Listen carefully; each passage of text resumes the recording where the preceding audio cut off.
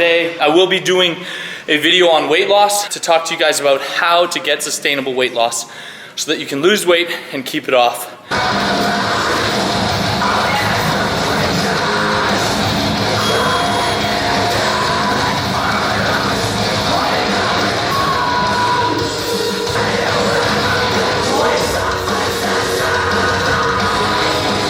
What's up YouTube? Tyler Richmond here from the Pegasus Method.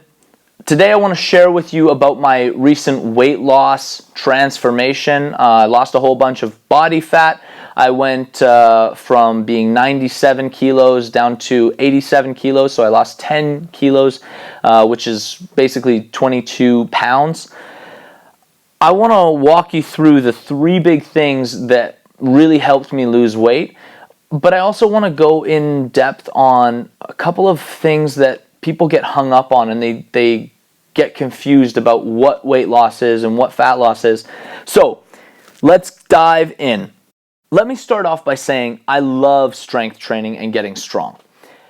But most people, they try fitness to lose body fat. That's their big goal. They want to get some weight loss. They want to feel better about their bodies, maybe perform better, but most of the time it comes down to how they look.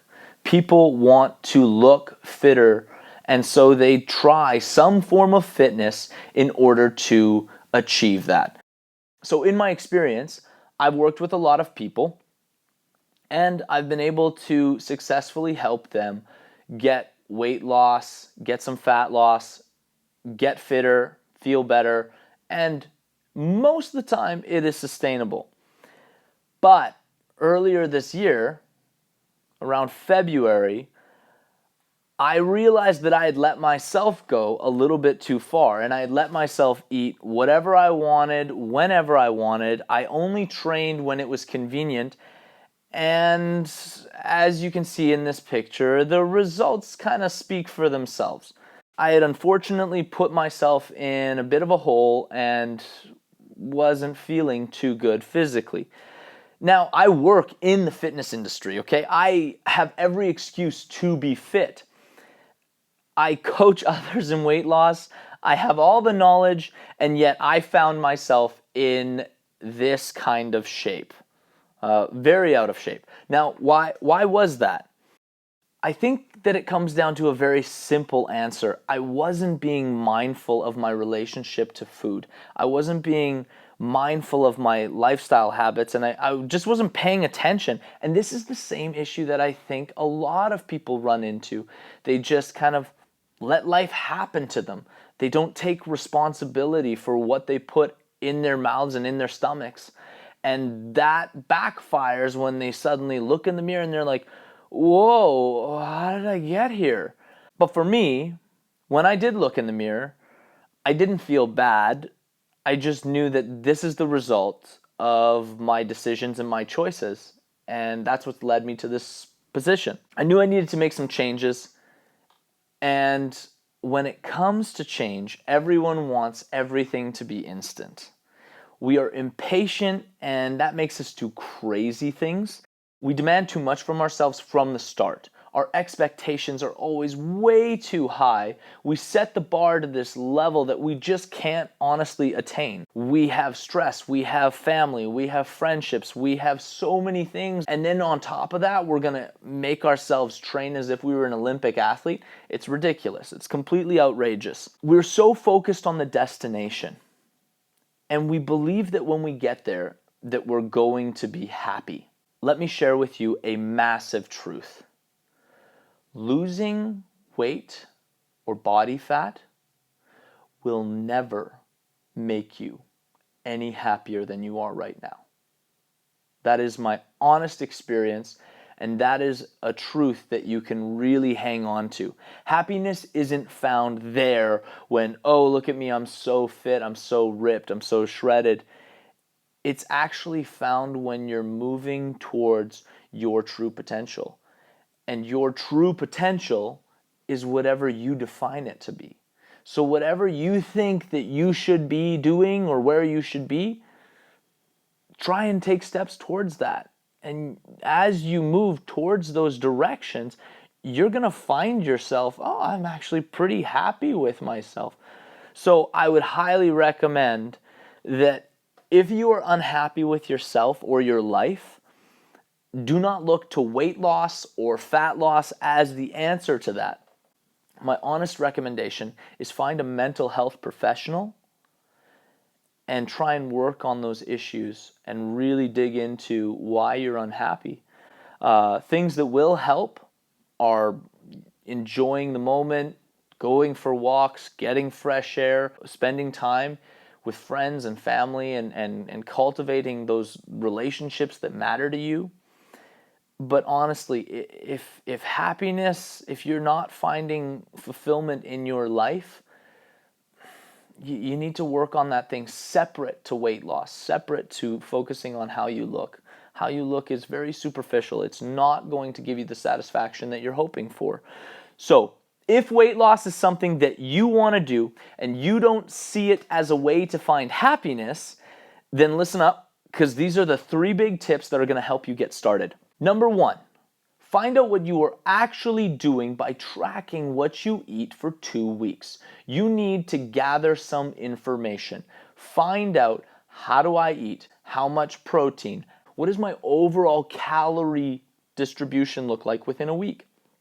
Do I have some days where I eat more? Do I have some days where I eat less? What does that look like?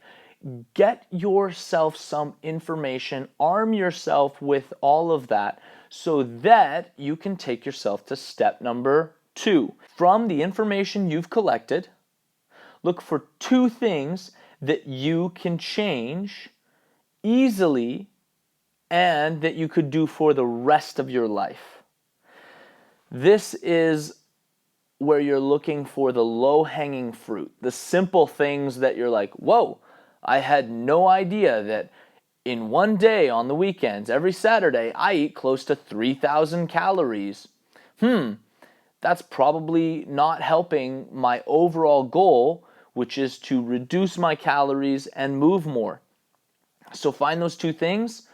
You want to move more and you want to eat less. Okay, so focus on the eating less portion. Adjust what you're doing so that it's going to fit how your lifestyle is. If you're someone who doesn't have the time or the motivation to get into the gym every single day, you're going to have to focus on your calories, how much food you're eating, and you're going to have to reduce how much food you're eating so that you can get into a state of weight loss. Again, this is the area where your expectations of yourself need to be lowered.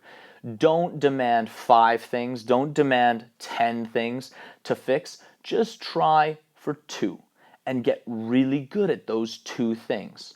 For me, the biggest things that I did, I reduced my weekend eating because I was eating pretty good Monday to Friday, but Saturday and Sunday, I was eating a lot of extra food that I didn't need. So I tried to make every day the same. As far as the amount of food I ate, I had the same. If I knew I was going to have a big meal on the weekend, I would reduce the amount of food I would eat at breakfast and lunch if I knew I was going to have a big dinner. I would just reduce it, focus on lean protein, fruits and vegetables, and leave it at that. And that made a huge difference for me. The other thing that I did is I decided to try and move with intention every day at a high intensity. At the end of the day, find 2 things that you can change and that you can do for the rest of your life. If it is not sustainable, it is not a good idea. Finally, number 3 is be consistent. If you cannot do this every single day for the rest of your life, it's probably not going to work.